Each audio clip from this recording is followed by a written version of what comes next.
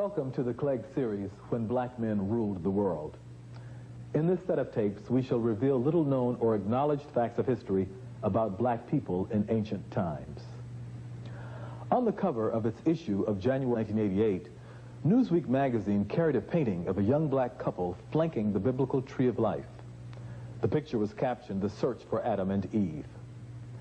Newsweek has revealed what many scientists and scholars now believe, that Africa was the birthplace of the human family, that the first members of what we now describe as the modern human race were black Africans, and that all human beings around the world share common roots in prehistoric Africa.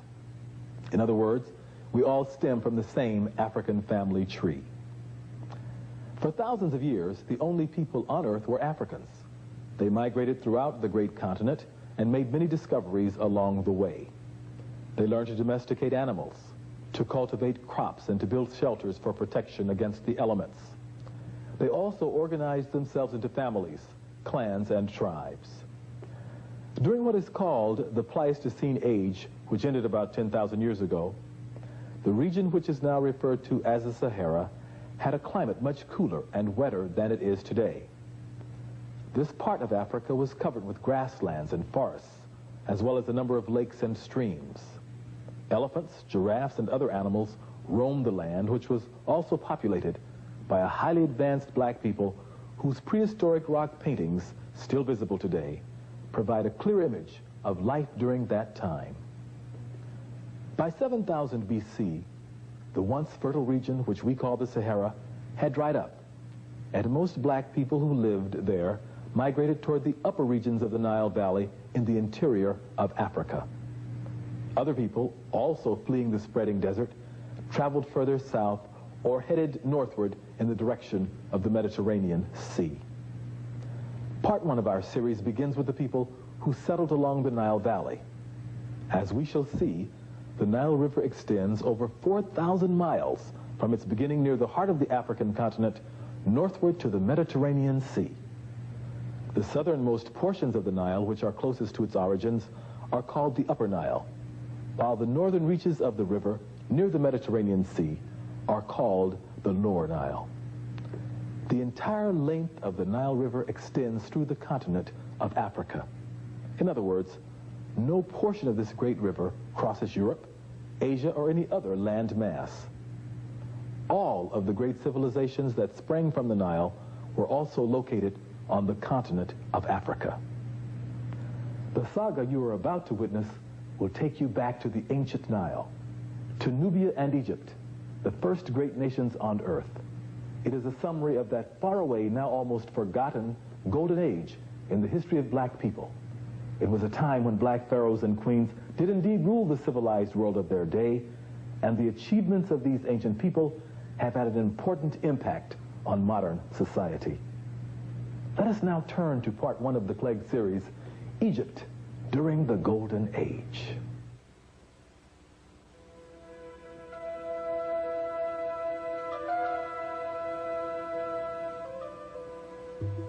The Nile River, rising out of the interior of Africa, rushes down the mountains on its journey to the Mediterranean Sea.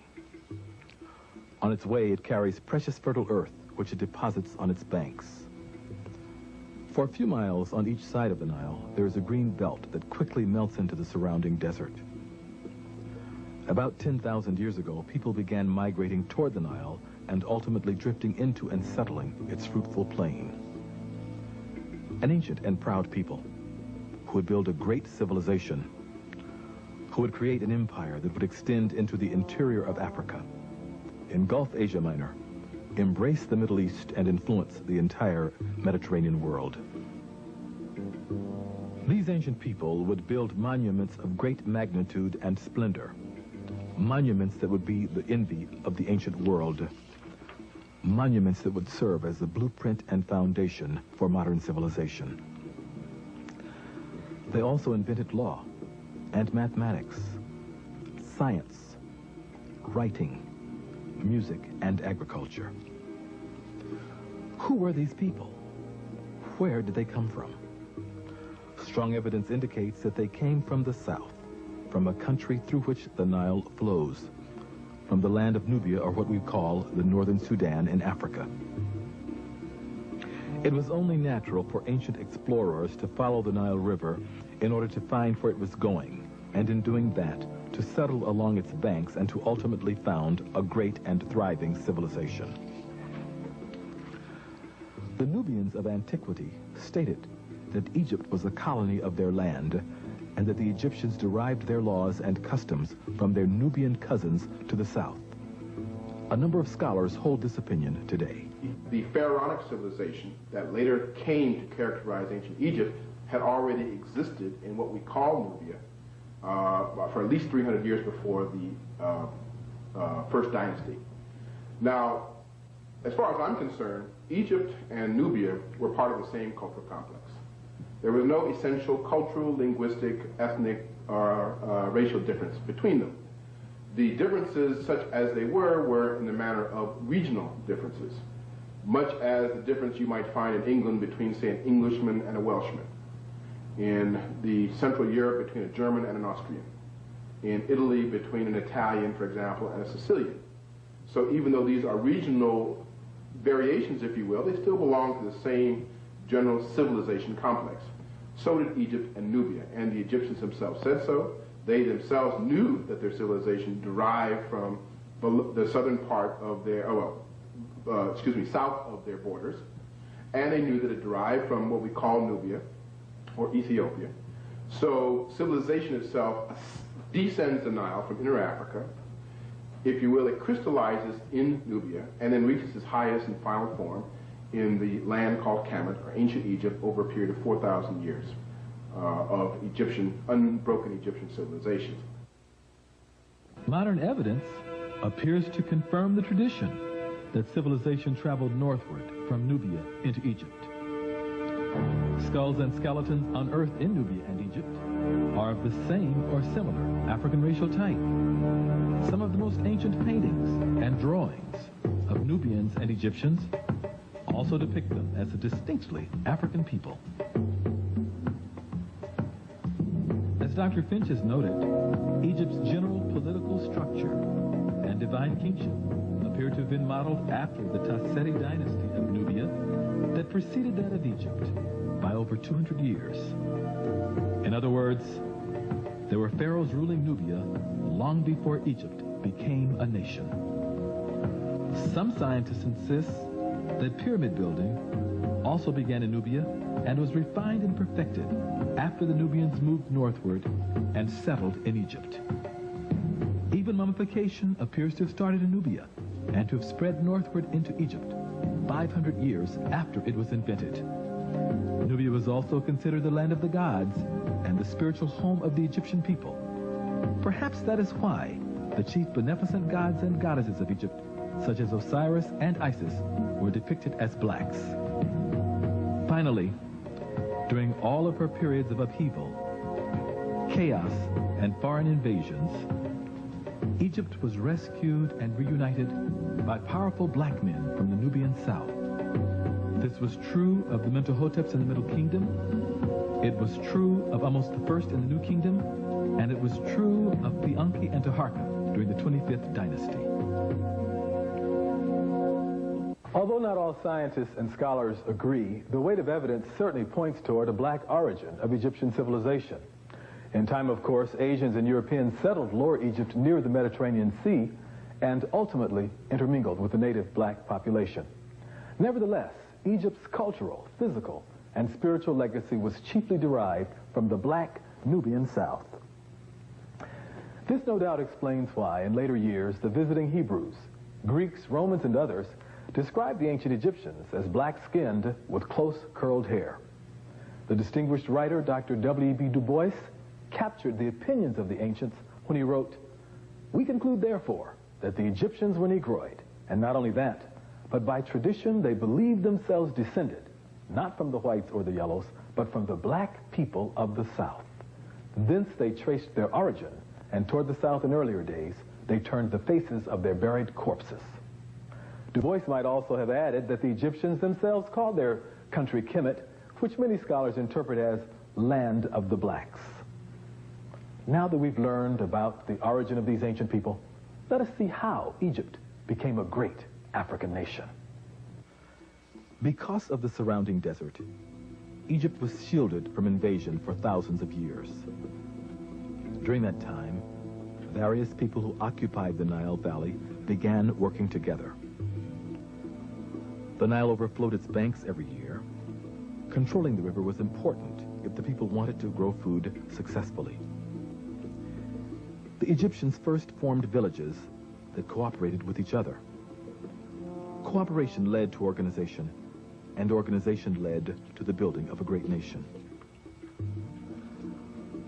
A little over 5,000 years ago, another important step took place.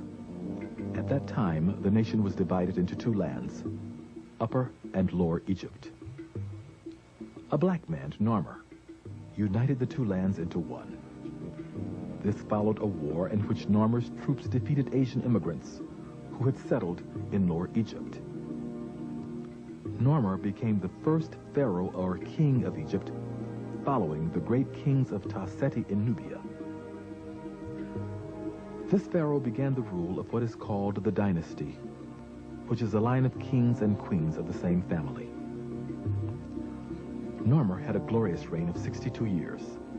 One of his greatest achievements was diverting the Nile River and creating the delta where he built the city of Memphis. This was the beginning of Egypt's golden age. Little is known of the pharaohs who followed Narmer during the first and second dynasties. Some of them, such as King Kasakam and King Paa-Neneter, appear to have been stern and powerful men. During the reigns of these pharaohs, Egyptian society evolved into classes. First, there were the peasants or laborers. Then came the builders, artists, jewelers, and other skilled workers.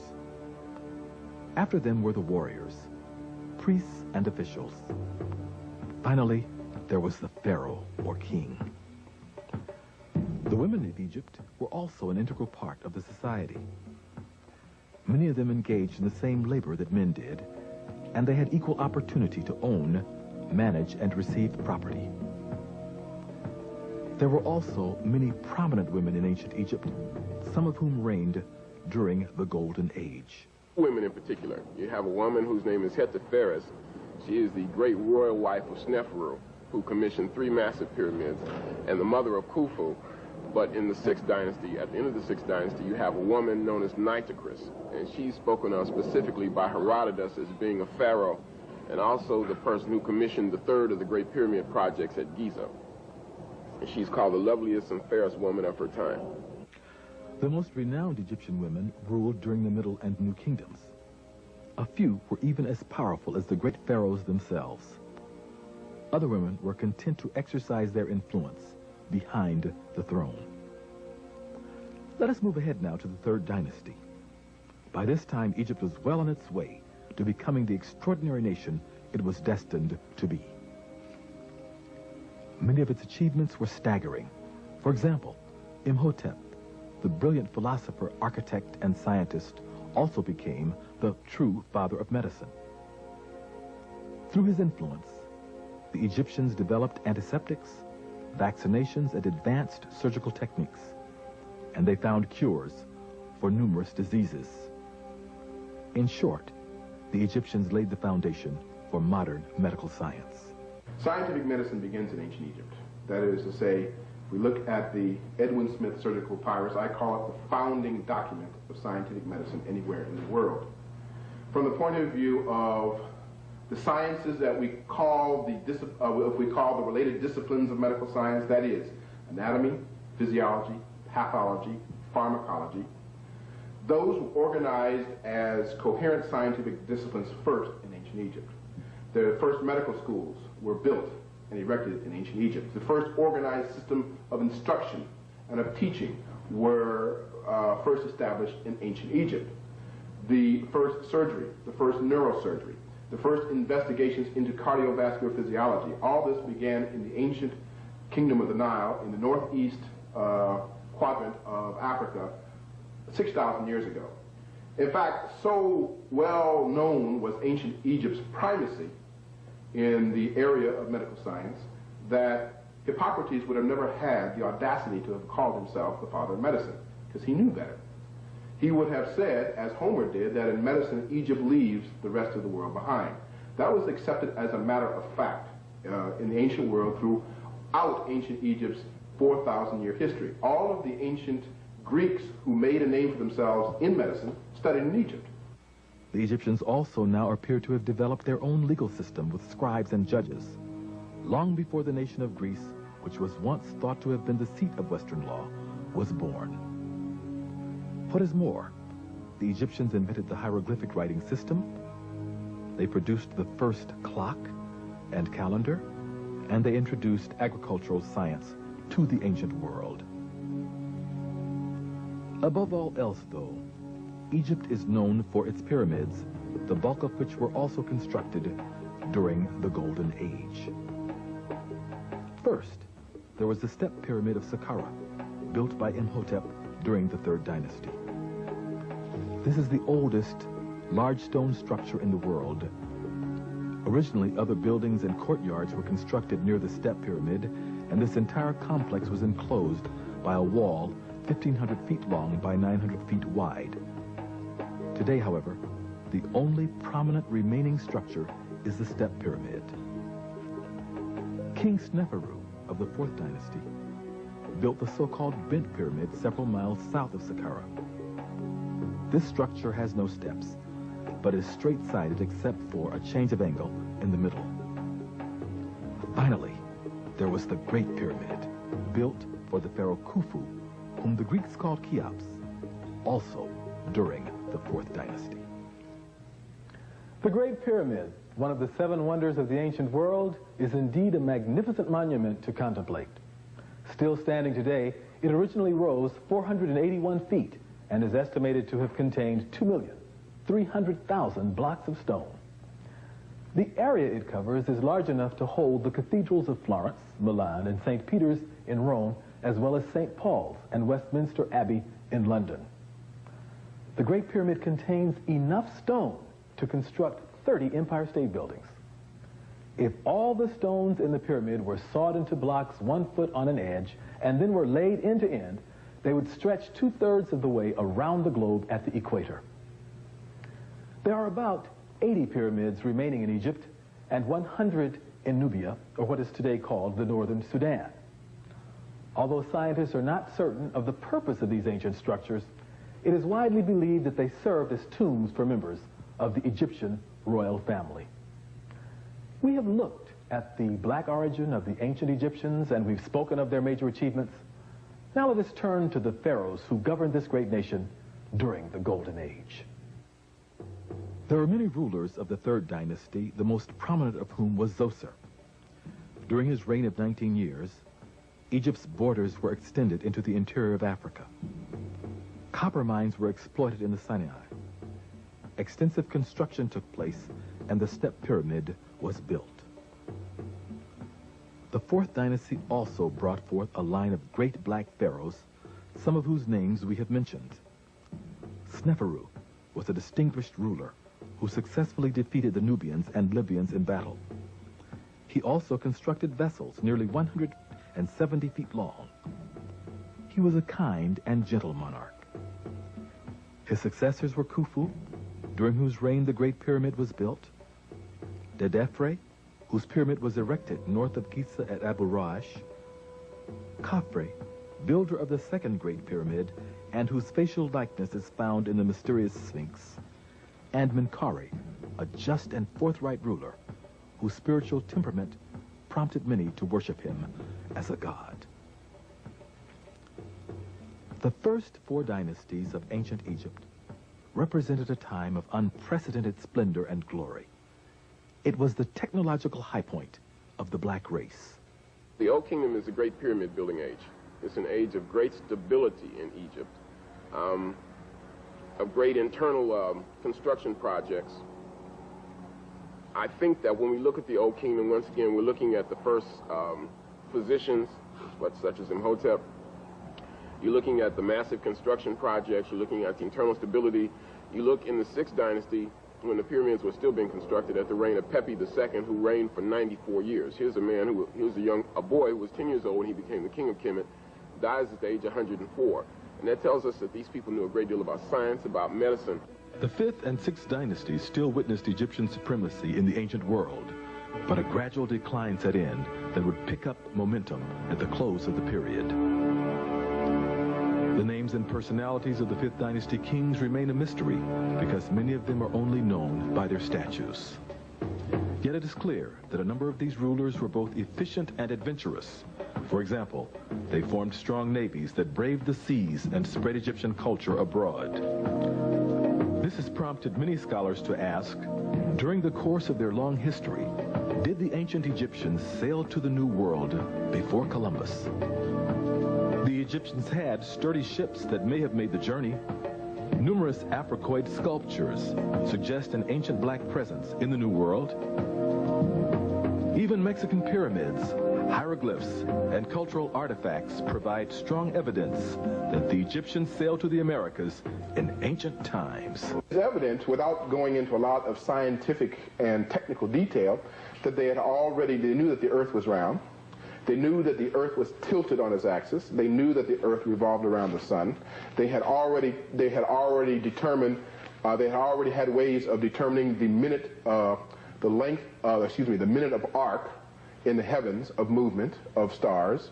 So they had already learned how to determine celestial longitude and terrestrial longitude and latitude. So they would have had more than enough astronomical knowledge to enable them to navigate almost anywhere in the world. And they would have had craft, that is watercraft, seaworthy enough to make those voyages. And I think voyages not only across the Atlantic, but across the Pacific to what we call the New World probably began in prehistoric times. And so that America was a crossroads for the world long before there ever was a Columbus, thousands of years before there ever was a Columbus. And there's nothing inherently impossible in terms of their level of science and technology and astronomical knowledge that would have prevented the ancient Egyptians from making such voyages. The 6th dynasty spanned a period of 155 years. It marked the first time that large numbers of regional governors began to break away from the central rulership of the pharaoh to independently control their own territories. One of the most prominent pharaohs of this period was Pepi I, who quelled internal strife and strengthened the monarchy.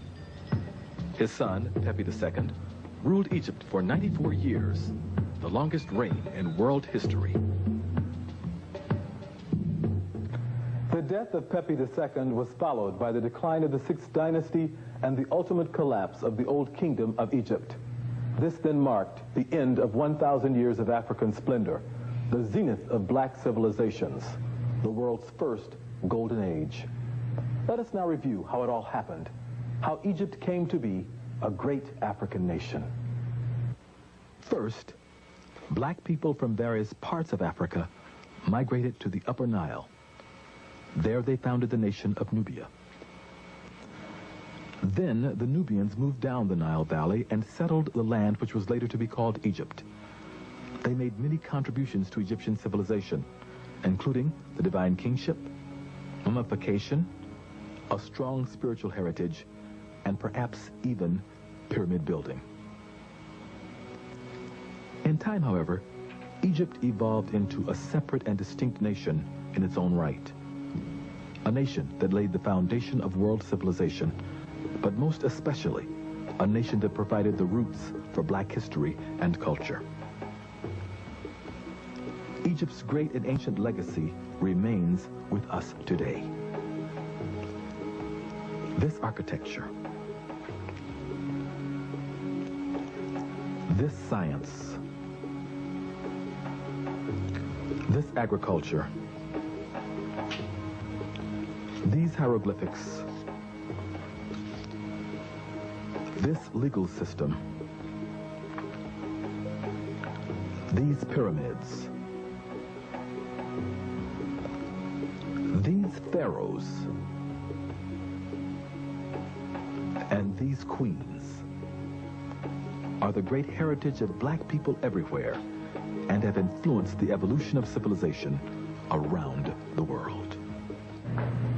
Although its golden age had passed away, Black Egypt would indeed rise again in the Middle Kingdom, in the New Kingdom, and during the 25th dynasty. The entire ancient world would marvel at the resilience and power of these magnificent people. As the distinguished author Fleur Lugard has written, the annals of all of the great nations of Asia Minor are full of them. The Mosaic records allude to them frequently. But while they're described as the most powerful, the most just, and the most beautiful of the human race, they are constantly spoken of as black. And there seems to be no other conclusion to be drawn than that at that remote period of history, the leading race of the Western world was a black race. In subsequent episodes of the Clegg series, we shall explore Egypt's Middle Kingdom and world empire, the role of black women in antiquity, and black personalities of the Holy Bible. This concludes part 1 of the Clegg series, Egypt during the Golden Age.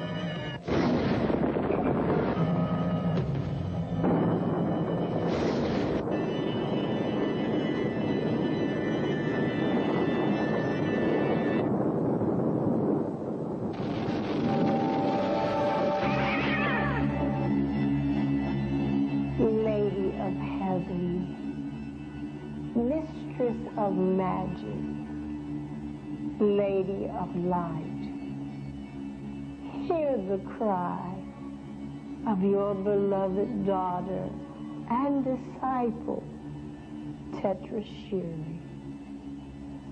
Our land, Egypt, has been invaded and conquered by evil forces.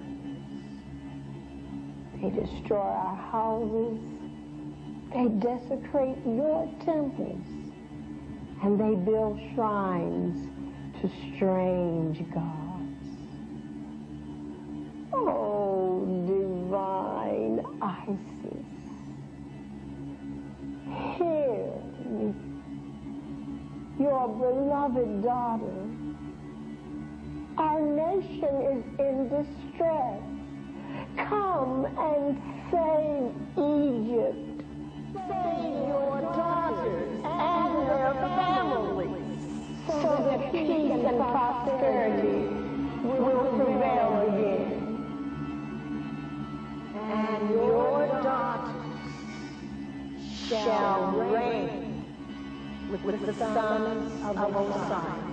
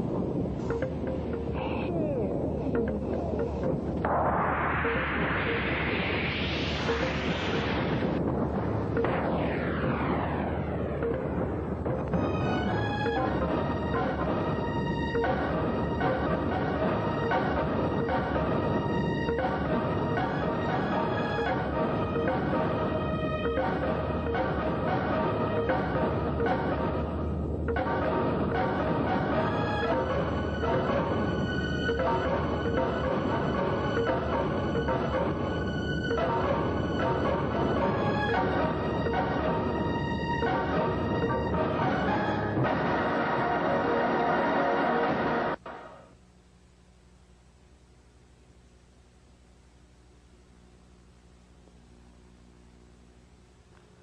to part 2 of the Clegg series, The Daughters of Isis, Black Women in Antiquity. I am your host, LeGrand H. Clegg II. This videotape and booklet supplement part 1 of this series, When Black Men Ruled the World, Egypt During the Golden Age. In part 1, we briefly considered the origin of the human family in Africa and then turned to the beginning of civilization, first in Nubia and then in Egypt. We dealt with Egyptian pyramids, hieroglyphic writing, medical science, literature, law, art, architecture, maritime skills, as well as the nation's political and social structure. We placed emphasis on the great pharaohs and the prominent role they played in world history. Part 1 was intended to introduce the concept of African or black men as the fathers of the human family and civilization. In Part 2, The Daughters of Isis, we broaden our focus to include black women in antiquity. For the very first time on videotape, we present a comprehensive history of the black woman in ancient times. We shall see her as the original mother, fertility idol, goddess, queen mother, and lady of the Nile. We shall very briefly trace her steps from prehistoric Africa into Europe, Western Asia, India, Southeast Asia, Australia, the Pacific Islands, and even the early New World. Then we shall return to Africa, where the record of black female achievement is very profound and long-standing. This is a bold and dynamic venture made possible by the pioneering work of many distinguished scholars and scientists whose publications are cited in the booklet that accompanies this tape. To introduce the saga of black women in world history, we first focus on Isis, an ancient and venerated deity who, for many people, has come to represent the highest form of motherhood, beauty, and virtue.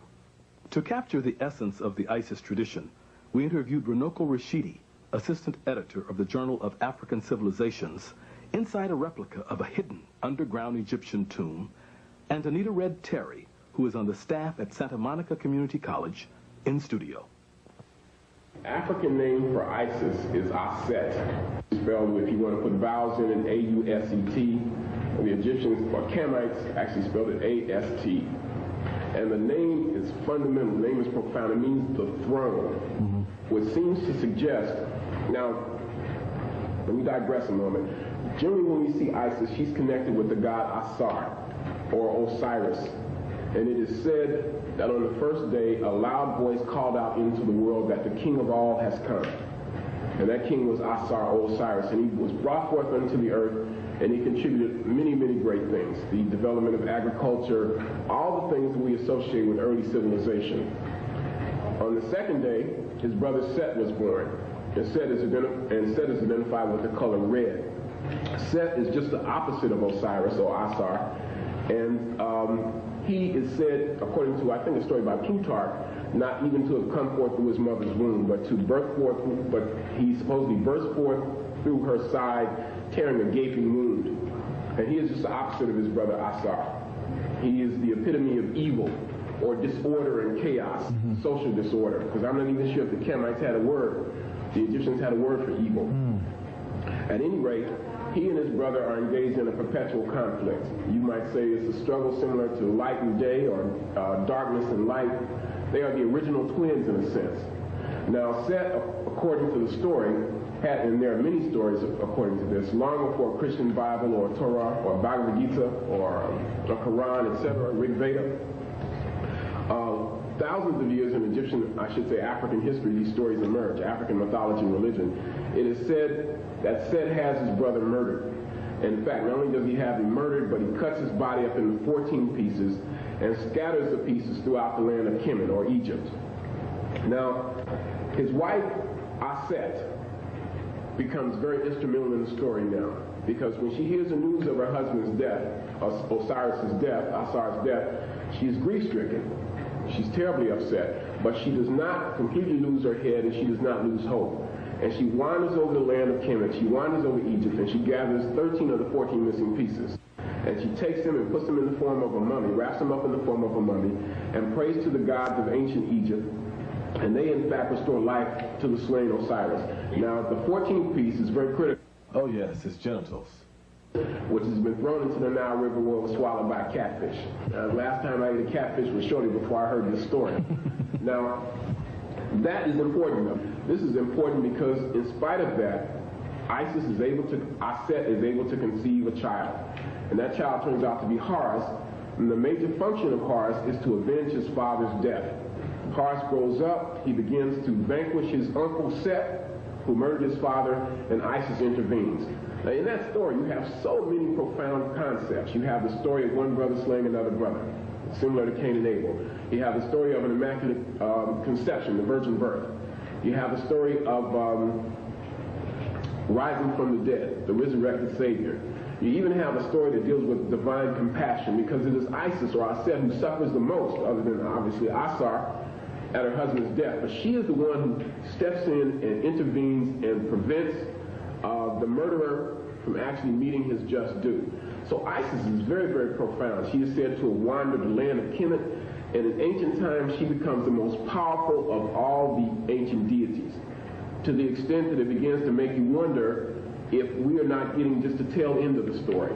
That in ancient times, God is not in fact initially identified in the form of a female. Because once again, the name Isis or Aset means the throne, the seat of power. So Isis is very profound, and then we are later to identify her with Mary and the story of the Madonna and Child. Donita, you've done considerable research on black queens, goddesses, Madonnas, and black women in ancient times. One area of interest is that of Isis and her legacy. Could you talk about that? Isis was one of the most dominant goddesses in ancient Egypt, and her legacy lives on today in the Black Madonna. Isis and Osiris are said to be the deities responsible for civilizing ancient Egypt. And they were brother and sister. They were brother and sister. And husband and wife. And husband and wife. And that type of relationship was not condoned for the general Egyptian population, though you see it sometimes within the royal family. And it had meaning to it, that divine meaning, that type of relationship they had. But they went about civilizing ancient Egypt. They taught the people agriculture. They taught them how to grow corn, how to grow wheat. They taught them how to raise livestock. They taught them the institution of marriage and of maintaining families. And they taught the women how to grind corn, how to weave and spin cloth, spin thread and weave cloth. And so the Egyptian people attribute their civilization and their civilized behavior to Isis and Osiris, and that they also tended to be pious religious people, and that they felt that Isis and Osiris exemplified this in their relationship. Inspiration for the title of this videotape and booklet was derived from a distinguished organization of black women, the Imperial Court Daughters of Isis. In the early part of the 20th century, black women in several American cities began to organize themselves around shrine temples that served as centers for the Prince Hall Shriners, an order of black Masons. An auxiliary of female members of the Prince Hall Shriners was formally established at the annual session of the ancient Egyptian Arabic Order Nobles Mystic Shrine in Detroit, Michigan on August 24th, 1910. From its inception, the Imperial Court Daughters of Isis included dynamic women who were dedicated to serving humanity. The leaders of the organization varied in age and profession and came from different parts of the nation. For over 80 years now, this group has focused on a program that stresses leadership development, creates an effective network among its members and community organizations, recognizes the historic and current achievements of black women, provides role models for young women, and promotes high moral standards and academic achievements. The current commandress of the Imperial Court Daughters of Isis is Margaret P. Warren of Los Angeles. She's had a long and distinguished career in government and the private sector, and has made noteworthy contributions to a number of charitable, civil rights, and religious organizations. Although in this videotape we're presenting black women as the spiritual daughters of Isis, the truth is that long before Isis became prominent, black women had appeared on the world stage. Let us turn now to the first women on Earth, black women in prehistory. For many years, anthropologists, paleontologists, and other scientists have focused on the continent of Africa in their search for the origins of the human family. Some of the most important discoveries of human fossils have been made in Northeast Africa, particularly in Kenya, Tanzania, and Ethiopia. Small parties of Africans and Europeans, headed by such scientists as members of the Louis B. Leakey family, have combed the Northeast African terrain in search of our prehistoric black ancestors. The ancient soil of East Africa has yielded the richest human remains in the world. Prehistoric fossils similar to these have been given many names, such as Australopithecus, Homo habilis, Homo sapiens, and Homo sapiens sapiens, or modern human beings. One of the authorities with whom we spoke regarding the origins of human beings in Africa was Dr. Charles S. Finch of Morehouse School of Medicine in Atlanta, Georgia.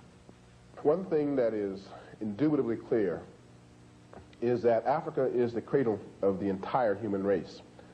From 4 million years ago all the way up to 200,000 years ago, the stepwise sequence leading in an evolutionary progression from early pre-human hominid ancestors all the way up to modern human beings occurred in Africa and Africa alone. Not that there weren't any migrations out of Africa, but those migrations did not have any impact on human evolutions leading up to modern human beings until after our human beings in fact left Africa. Now what do I mean by that? A man by the name of Wayne Scott from England has said is that all of the populations around the globe are descendants from small founder populations that left Africa probably no later than 100,000 years ago. This means that, as C.W. Stringer has said, that all 6.5 billion people on this planet are Africans under the skin. Because if we go back far enough, everyone has an African ancestor.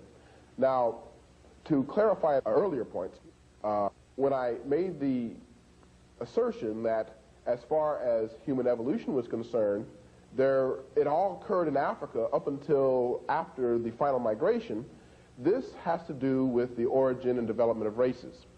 That you did not see the development of specific human races until about 50,000 years ago, when these founder populations left Africa, began to inhabit certain parts of the globe, Europe, Asia, and then because of rather sudden and drastic climatic changes, underwent some adaptations that led to the development of variations in the human species, which we today call races or subgroups of the human species.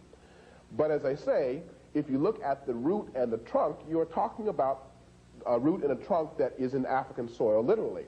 So that in effect, all 6.5 billion people who live on the planet today are descended from a founding population or an original population that emerges in Africa, certainly 200,000 years ago very likely, no later than 140,000 years ago, and does not leave Africa until maybe 100,000 years ago.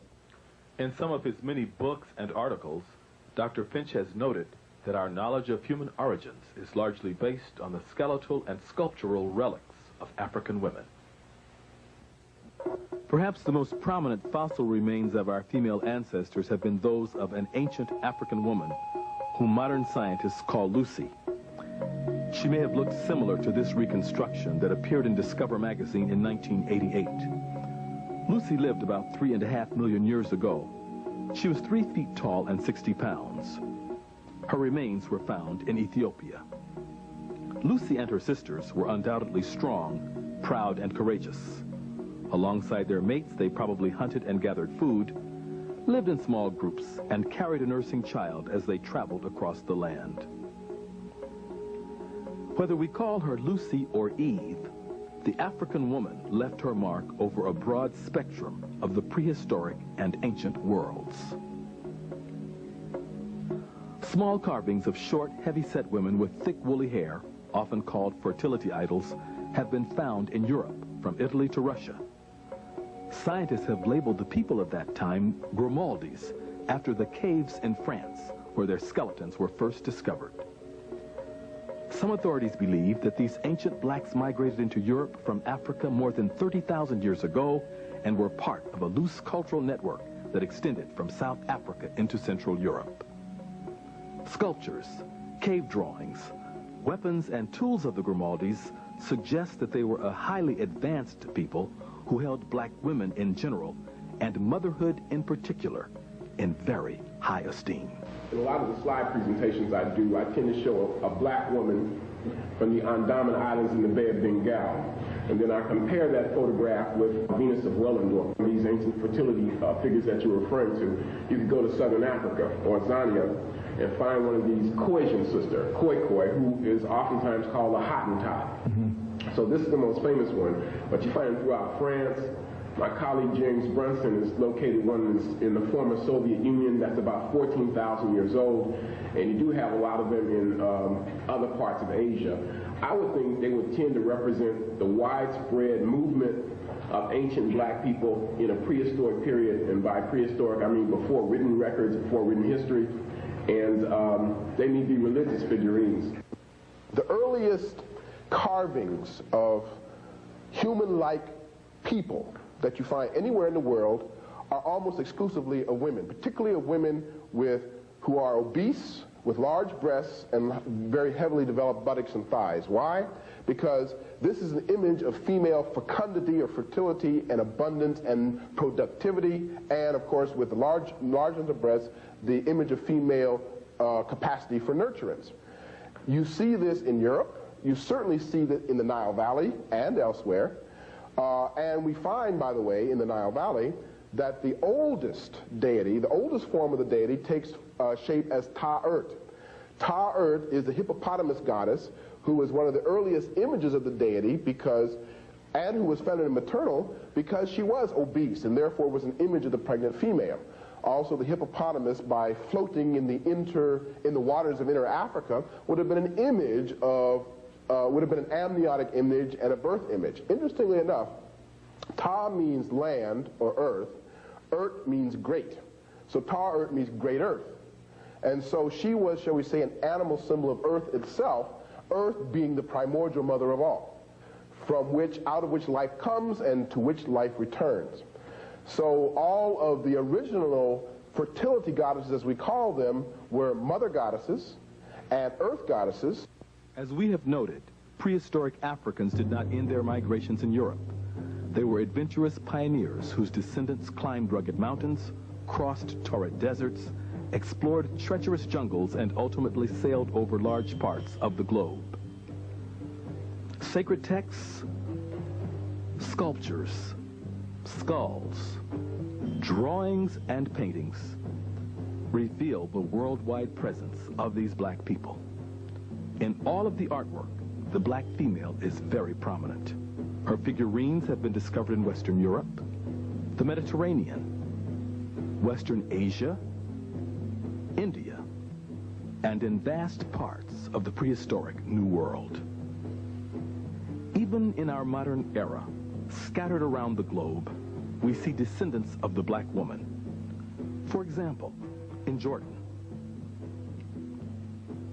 India, Southeast Asia, the Philippines, Hawaii, New Guinea, Australia, and Tasmania. We have seen the black woman as mother of the entire human family. We've also charted the course of her descendants around the world.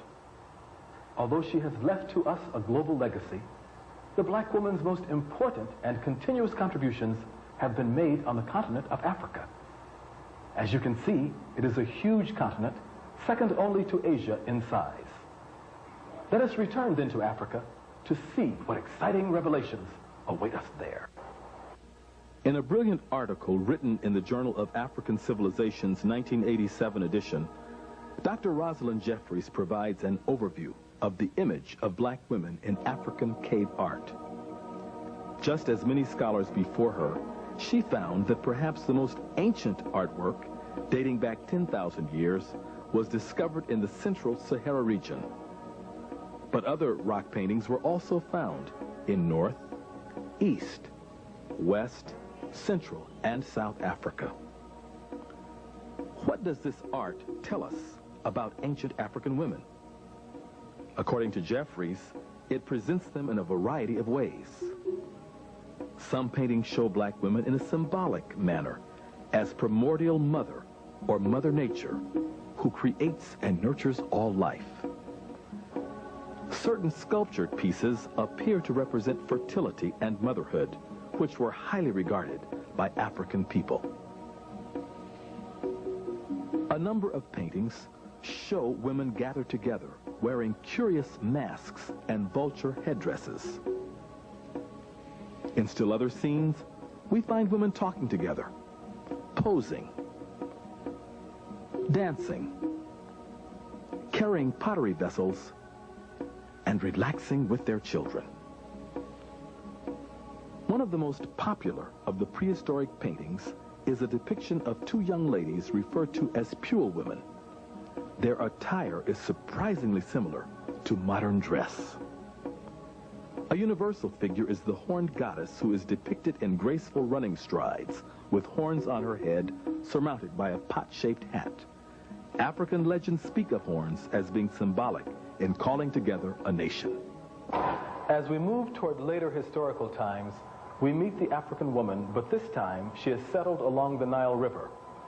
It was in this region that the most ancient and continuous civilization in the world appears to have arisen, first in Nubia and then in Egypt.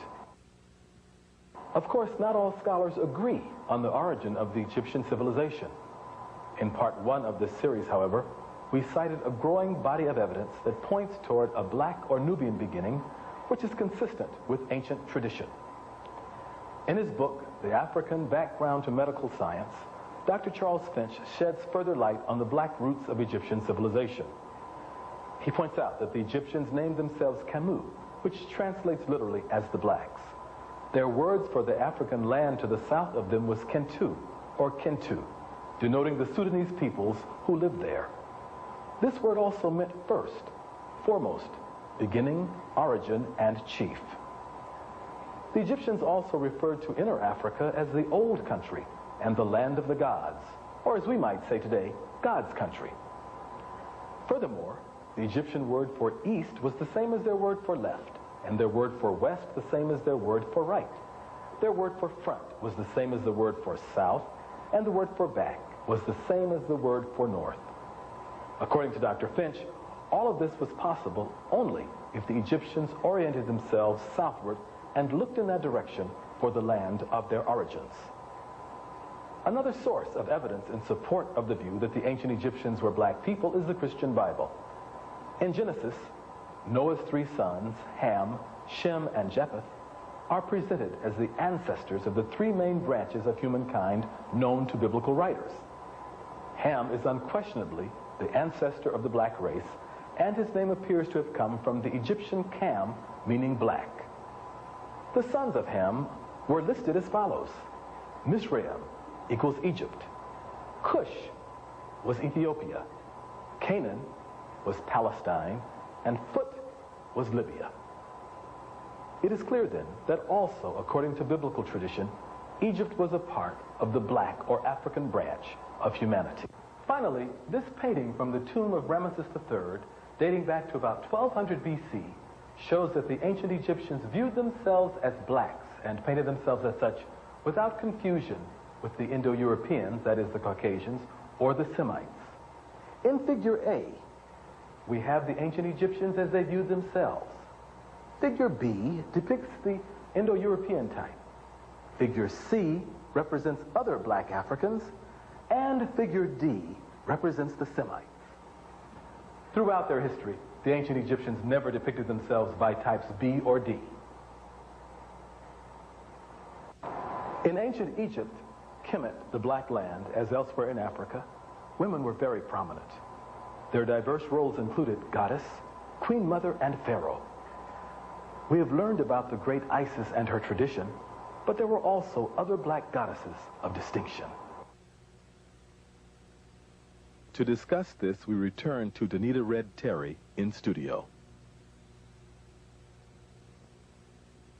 Isis was the female god of war and of hunting, and she's probably the oldest known female deity of ancient Egypt.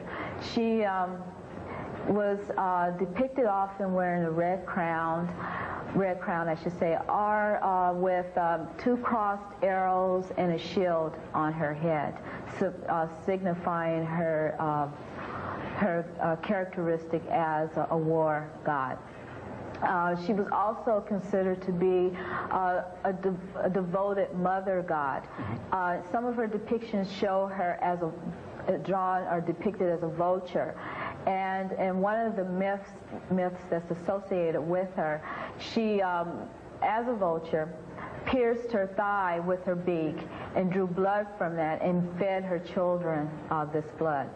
Hathor is another mother god, and she was depicted as often as a cow or as a woman with cow-like ears on her head. Her symbols associated with her were the sistrum, and she was often depicted with the pharaohs who saw themselves as Horus reborn, or as the god reborn, would be seen suckling from her as a cow. They would suckle from her tithers, or as a woman in her woman form, they would sit on her and suckle at her breast. And she was also a female god associated with music, with dance, with love, and with sensual pleasures of love also. And the sistrum, which I said was associated with her, was a rattle-like musical instrument. Some of the other female gods include Bast or Bastet, which was often depicted as having the head of a cat or a head of a female lion, and she was a god of war. You have Mut, who was also sometimes associated as a god of war. She was a regional god of the Thebes, Luxor area, and she was part of a trinity of Khons, which is her son, and Amun, who was a very important deity during the 17th and 18th dynasty period. You have Nut, who was the mother of Isis, and she was a mother goddess who was shown, often depicted as going across the heavens. Her whole body would stretch across the heavens and meet the earth in these depictions, and stars would be scattered about her, and the sun would be in the sky with her.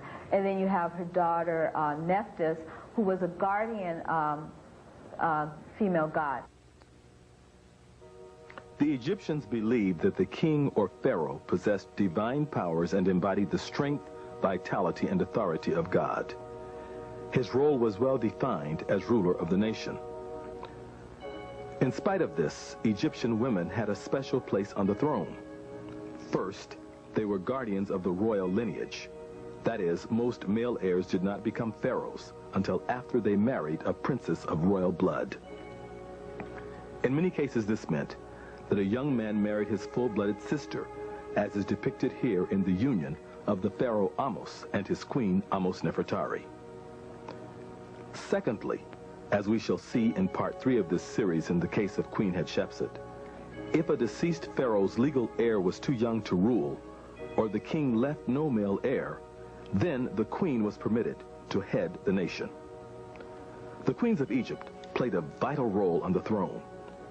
A number of them rose to prominence from about 3000 BC to 1800 BC during the Old and Middle Kingdoms. First dynasty, you have a woman known as Mernite. And according to W.B. Emery, Walter B. Emery, in a book called Archaic Egypt, it was published in 1965, he identifies her as a monarch, as a living hearth.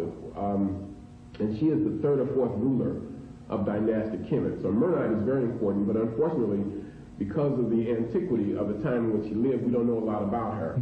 Her tomb seems to be one of the largest tombs in the first two dynasties. This is called the Archaic period or the early dynastic period. Now, in the fourth dynasty, you have a woman known as Queen Hetepheres. Now, she was not a monarch, but she was the wife of a man known as Sneferu, who commissioned two massive pyramids, and she is the mother of Khufu. One of the great pharaohs. Exactly. But when you get to the sixth dynasty, which is the last dynasty in what's called the Old Kingdom, the first golden age, you have a woman known as Nitocris, and undoubtedly that's her Greek name. Nitocris comes after Pepi II, who, as you know, had the longest recorded reign in world history, 94 years. She is described by Herodotus and others as the noblest, the loveliest, the most just woman of her time. And I believe Herodotus even goes as far as to say that the pyramid that is normally ascribed to Menkaura, or Mycerinus, is actually that of Nitocris. So she's very significant. Those are the women that stand out in the first several dynasties. Now, after the sixth dynasty, of course, you have what's called the first intermediate period. This is an age of social disorder and confusion. And then you have the 10th dynasty, in which a black king, once again from the south, moves up, conquers the two lands, northern and southern Egypt, and unifies Kemet for the second time that we are aware of in history. That is Nefertiti-Ra-Mentuhotep, who reigned for 51 years. Now, he had two great queens. One is Kawet, the other is Ashayet. Now, perhaps the most interesting thing here is that we know about Mentuhotep II largely because of this statue in the Cairo Museum, the black statue that portrays him in the divine color of ancient Kemet, the color of God, the color of divinity, the color black. But interestingly enough, his queens are also oftentimes portrayed in that same color.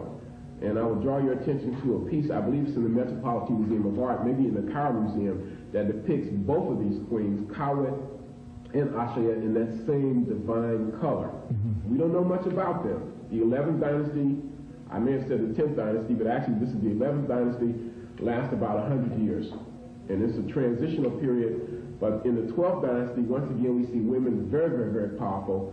You have, in particular, the last known monarch of Dynasty 12, a woman known as Sebek-Neferu. She is the daughter of Amenemhotep III. While the goddesses and queens of Egypt have a very special place in history, it was the average woman of that land whose independence and respect surprised ancient foreigners and still baffle us today. The Greek writer Herodotus, whom some have called the father of history, has stated, "The Egyptians themselves in their manners and customs seem to have reversed the ordinary practices of mankind. For instance, women attend market and are employed in trade, while men stay at home and do the weaving." Of course, Egyptian men did more than weave if they weaved at all. They were pharaohs, governors, judges, doctors, priests, warriors, laborers, and so forth. However, Herodotus was struck by the role of women in Egyptian society, and well, he should have been. For in his native Greece, women were very much confined to their homes. They rarely appeared in public and had few, if any, rights and privileges men were bound to respect. As a matter of fact, in many instances, the parents of Greek girls arranged their marriages at an early age and paid a rich dowry for the honor. These young ladies received no mental or physical training, but were taught to spin, cook, to obey their husbands, and to otherwise remain quiet and modest.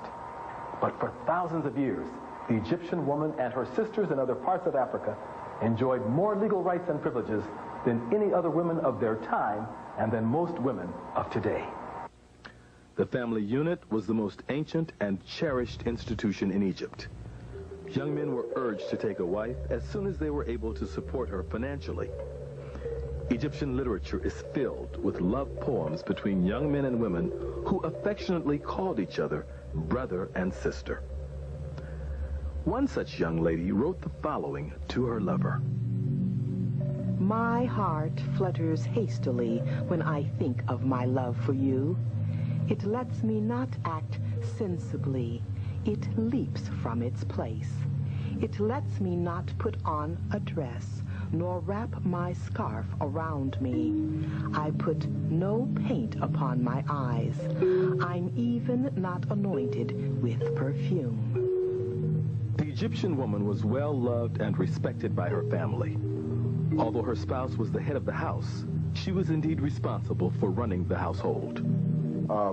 They certainly controlled the hearth and the home, of course. They also controlled fields in many, many instances. The agricultural situation in Egypt, because the most important agricultural deities at first were women, Asit or Isis being the best example. We know that women had legal rights, independent legal rights. We know that children in ancient Egypt derived their names and therefore their legitimacy through their mothers and through the maternal line, and therefore took their names from their mothers, as we said. An ancient elder left a record of sound advice for young Egyptian husbands. He wrote, "Do not control your wife in her house when you know she is efficient. Don't say to her, 'Where is it? Get it,' when she has put it in the right place. Let your eye observe in silence. Then you recognize her skill. It is joy when your hand is with her. If a man desists from strife at home, he will not encounter its beginning. Every man who founds a household should hold back the hasty heart. Do not go after another woman. Let her not steal your heart." Thousands of paintings depict interesting scenes of Egyptian family life. They show husbands, wives, and children eating, hunting, fishing, enjoying music, and traveling along the Nile together. Family stability seems to have prevailed throughout the long history of this nation. Sexual discrimination in employment appears to have been unknown in Egypt. Alongside men and with others of their gender, women ground corn, brewed beer, and baked bread. Women dominated certain professions. For example, most of the dancers, acrobats, and musicians were female. Women also held high positions in commerce and industry. This was especially true in the manufacturing of state textiles and perfume. Egyptians loved banquets and parties where married couples often socialized. Here is a typical dinner party at which women playing drums and flutes entertained their guests. The Egyptian pharaoh governed the nation on the basis of Mayat, a divine concept of law and justice. Under this system, women enjoyed equal status and civil rights with men. Women independently executed wills, witnessed documents, inherited, bought, administered and sold property, adopted children, and filed lawsuits. Scholars have traditionally held that Western law and jurisprudence had their origin in ancient Greece. This view is now open to debate. As an attorney, I was very interested in the ancient Egyptian legal system. I was especially surprised to learn of the will of Lady Nonakte. As a result of that, I decided to engage in research on the will on my own. Attorney Clegg, your trial has been continued over till tomorrow morning at 9 o'clock. Thank you, Mary. You're welcome. As a nation, Egypt predated Greece by thousands of years. The ancient Egyptians enacted many laws and created a very advanced legal system, which at various times included judges and juries. Recent research clearly demonstrates that the ancient Greeks derived much of their philosophy, science, architecture, religion, and medicine from the ancient Egyptians. Further investigation may well reveal that Egyptian law was also the basis of that of ancient Greece. In our effort to study the will of the ancient Egyptian noble lady Nonakte, we visited the research library at the University of California at Los Angeles and the Central Library downtown Los Angeles. The independence of this ancient Egyptian woman was made clear by her surviving will, which we found in the 1945 edition of the Journal of Egyptian Archaeology. A wealthy widow of some stature, Lady Nonakte had married twice and inherited property from both husbands and her father. She left her own personal property and her share of the last husband's estate to some of her 8 children, but disinherited the others for lack of consideration toward her. To show how advanced the ancient Egyptians were and how much we have learned from them, It should be noted that Lady Nonakte's will was notarized and formally included on the court docket.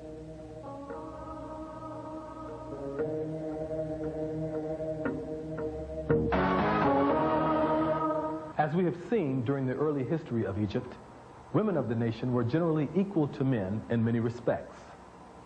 Even so, the position of pharaoh or crowned head of the country was almost always held by a man. Nevertheless, there came a time when three extraordinary royal women took center stage. It was during the 17th Egyptian dynasty, a period of great humiliation. The Egyptians had been conquered by foreigners, probably Asians, called Hyksos. The great royal mother, Tetisheri, her daughter Ahotep, and her granddaughter Nefertari played critical roles in freeing the nation from foreign rule. Let us recapture the significance of that troubled time in black history. While filming the drama for the Daughters of Isis, we were joined behind the scenes on the set by Nzinga Ratabisha Heru, chairperson of the Association for the Study of Classical African Civilizations. Nzinga, thank you so much for taking out of your busy schedule and appearing on the set of the Daughters of Isis to be our guest today. We certainly appreciate your contribution. And thank you, LeGrand, for the opportunity. As a rule, we look at history from a male perspective. Even when we think of the origin of the United States, we speak of the founding fathers. In ancient Africa, however, there are times when we speak of founding mothers. Can you speak to that? The founding mothers are a very integral part of African history. As a matter of fact, in this particular case, what had happened is Egypt was ruled under the domination of the Hyksos. They were, in fact, the Asians. So what had happened is all the royal families were pushed to the south, and actually Egypt was there under domination by outsiders. However, they had to go to the south to organize, to actually strategize for the liberation efforts to regain Egypt. And that was done by a sister named Tetisheri. Tetisheri and her husband worked very hard to overthrow the Hyksos. What had then happened was her daughter, Ahotep, then joined the fight to help regain this country. When her husband was killed in battle, it was Ahotep, a sister, woman, warrior, who went out there and led the troops to overturn these foreign invaders that had come to monopolize their land. They battled until, again, another daughter came, and that daughter is known as Amhos Nefertari. Now, Amhos Nefertari is the one that is long sung praise because she is clearly of Nubian stock, but it was she and her husband who were actually the founders of the 18th dynasty. Let us now turn to the 17th dynasty and visit a scene from the lives of two of the founding mothers of the 18th, Tertiary and Nefertari.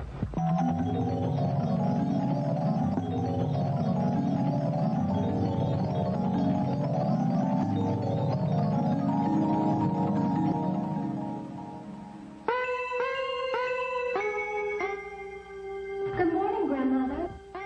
I've come to see if your leg still troubles you. Nefertari. Isis has surely blessed me, my child. You truly possess charm, sweetness, and love, my child. But I fear you are wrong, Grandmother, for I am the one who surely has been blessed by Isis. She has provided me with such a guardian whose love is as strong as the Pharaoh's flail. Now tell me, Grandmother, how is your leg? Give Grandmother a few moments, my child.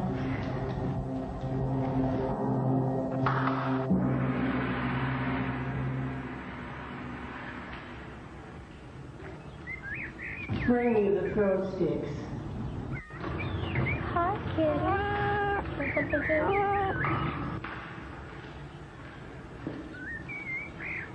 That will be all. You may both leave.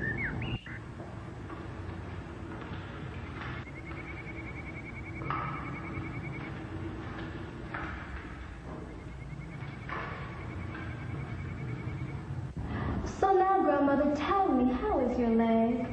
The pain in my heart is greater and the pain in my name. What is the meaning in this riddle you speak?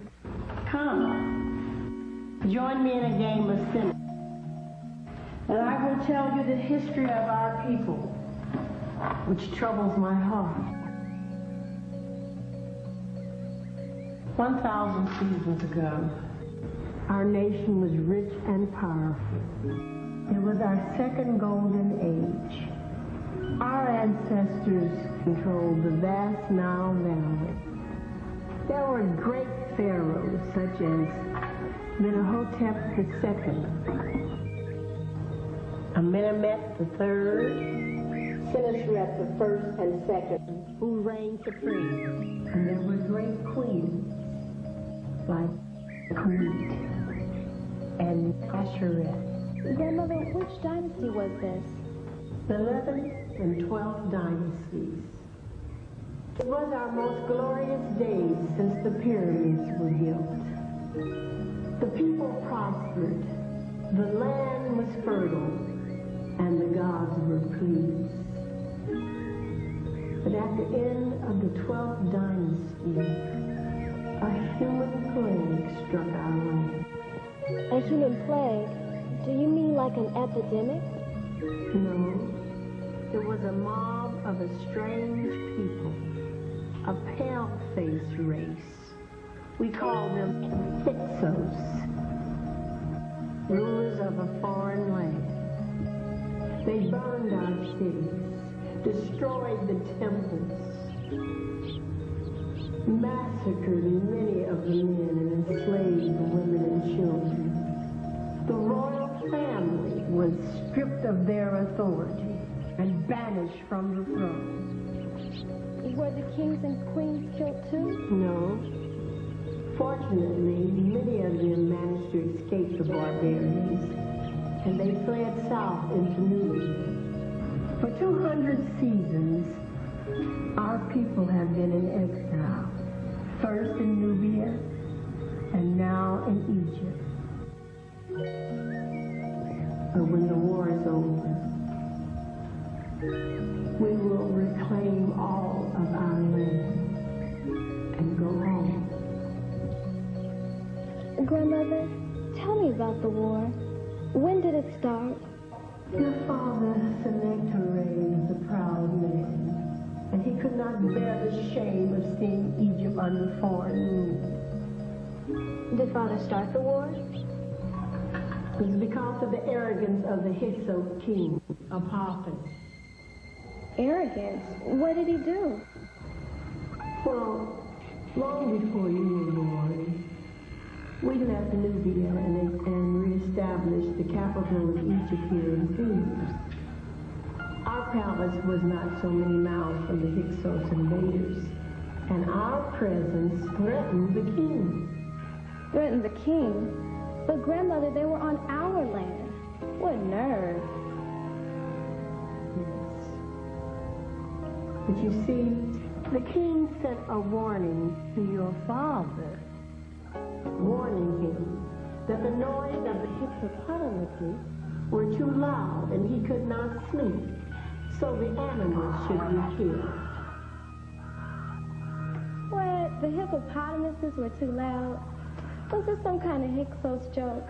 There was no joke. It was an insult of the worst kind.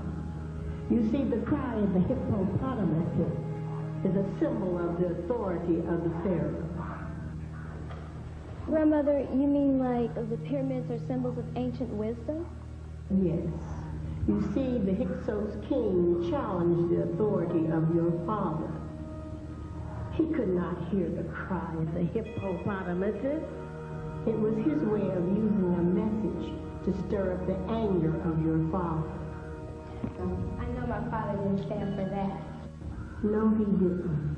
He mobilized the army and made a courageous drive against the Hyksos barbarians. So that is when father was killed. I remember my mother telling me of this. She said that when he came of age, my eldest brother Kamlos continued the war after father had died. Your mother. was much too modest, my child. After your father's death, it was she who brought the troops together and led them to battle after battle. Amos took her place. And like your father, Amos was killed. And now, almost my only remaining grandson is in Syria, waging a battle against the barbarian Hicks. I only pray that he too will not. Do not fret, grandmother, for the gods show me, as they have told the priests, that he will survive and return home safely. It is the divine will that a mighty Pharaoh will rise up, smite our enemies, return and unite the two lands, Upper and Lower Egypt. Amos, my brother, is the Pharaoh of that prophecy. So do not worry, grandmother, for our people will be liberated, and the nation, it will prosper.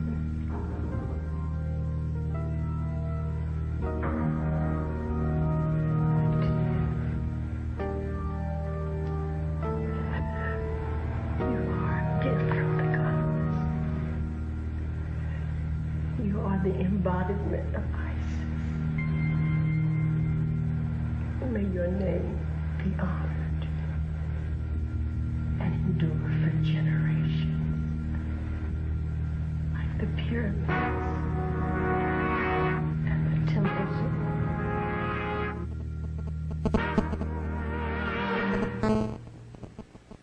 The words of Queen Tetisheri, grandmother of Nefertari, did indeed echo down the corridors of history. For generations, Nefertari, the chief queen and sister of King Amos, was worshipped by the Egyptian people. She bore several sacred titles, including royal daughter, great royal wife, and divine mother. Nefertari and her family were widely praised for liberating Egypt from foreign domination. According to a number of distinguished Egyptologists, from Flinders Petrie to William Leo Hansberry, this great queen was the most revered person in the entire history of the Nile Valley. Indeed, a distinguished daughter of Isis.